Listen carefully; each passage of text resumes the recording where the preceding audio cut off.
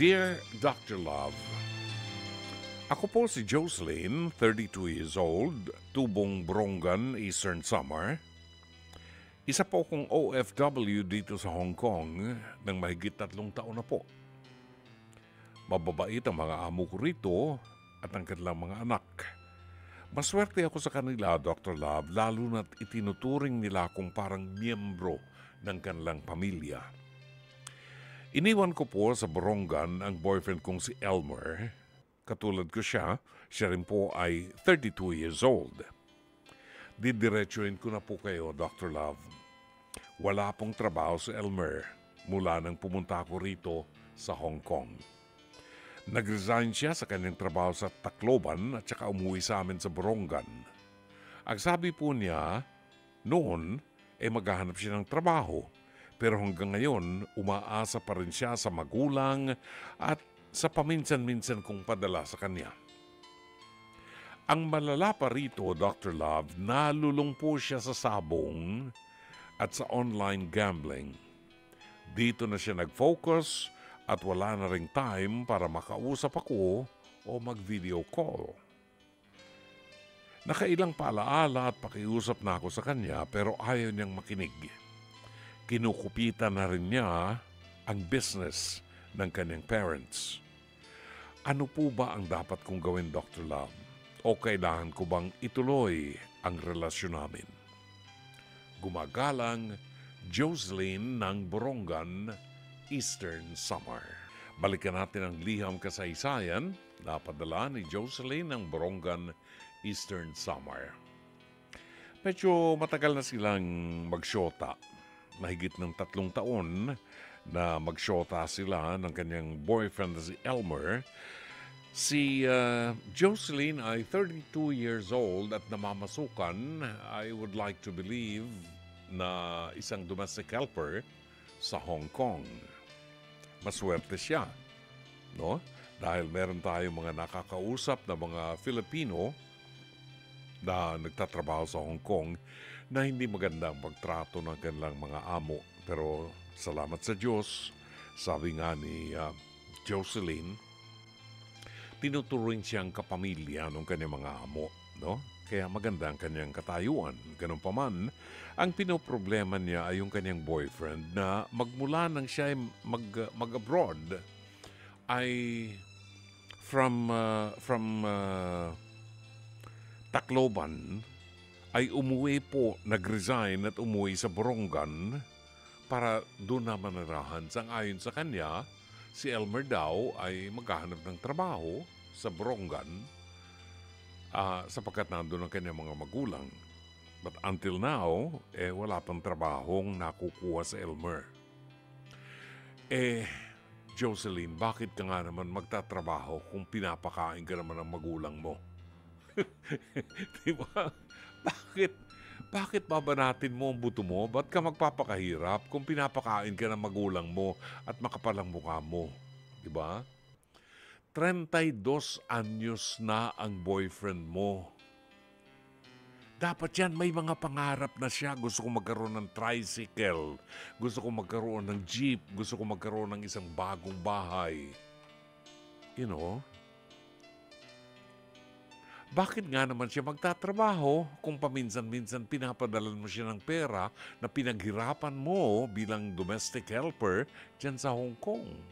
Na imbes kinakain mo ng siopaw, may siopaw pa sa Hong Kong, wala ko nakikitang siopaw doon. Wala silang siopaw. Hindi siopaw ang tawag nila. Yung meron sila ron yung bun. No? Ano yun? Xiaolong bao? Yun ba yun? O whatever. Di ba? Wala silang siopaw.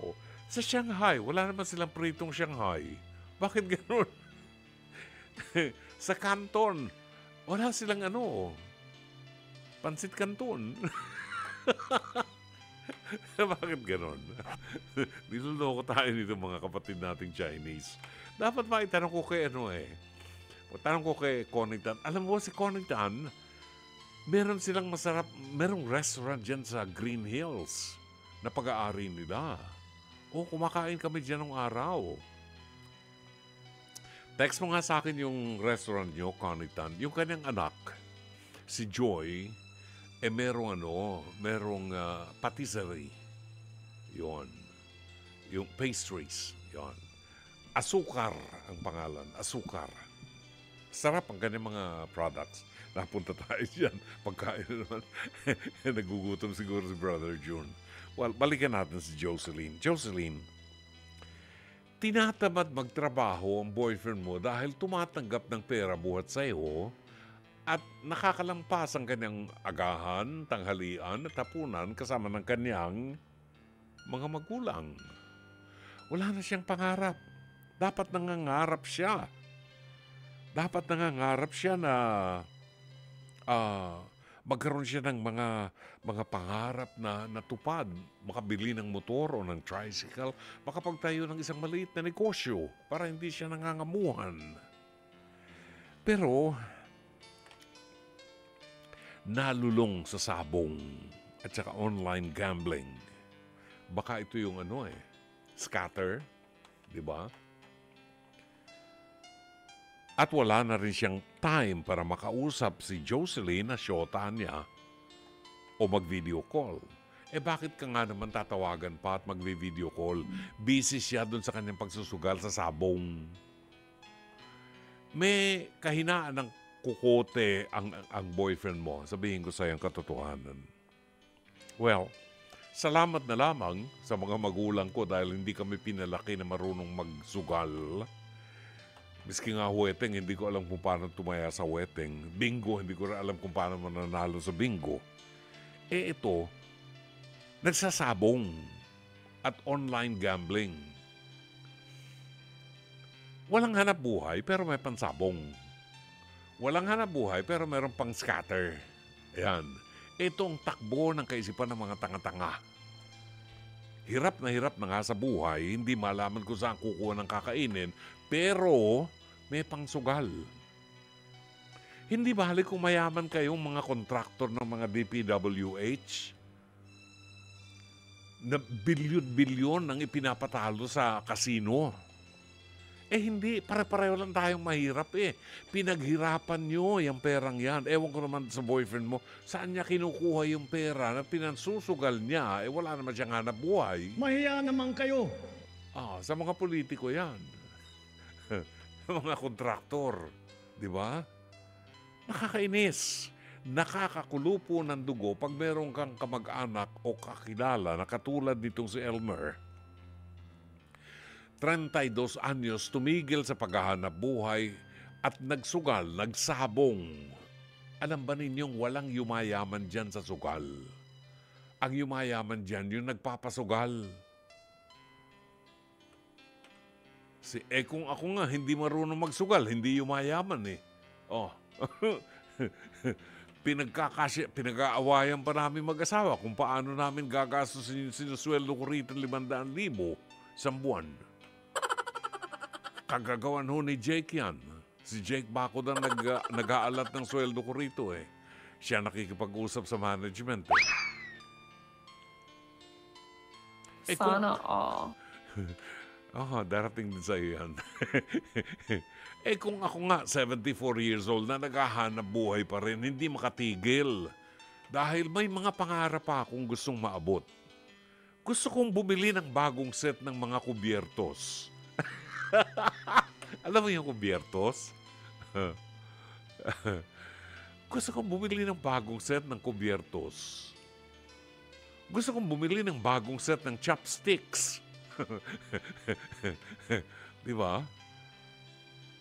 Kailangan may pangarap tayo para maabot natin ang mga pangarap. Para hindi tayo magkaroon ng demensya.